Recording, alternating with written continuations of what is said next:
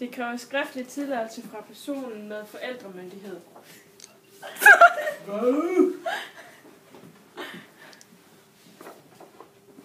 Fotoet må ikke skade barnet på længere sigt.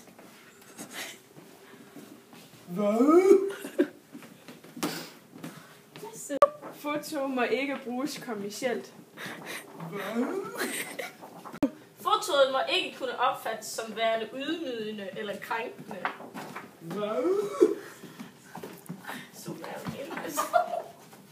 Forældre må ikke tage billeder af andres børn uden tilladelse. Foto skal vise aktiviteter i daginstitutioner. Det var lidt forkert.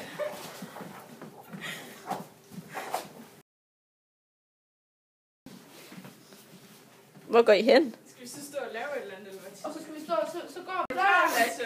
Du skal læse det her kort. Lasse, kom nu. Nu skal jeg... Det var fucking dans.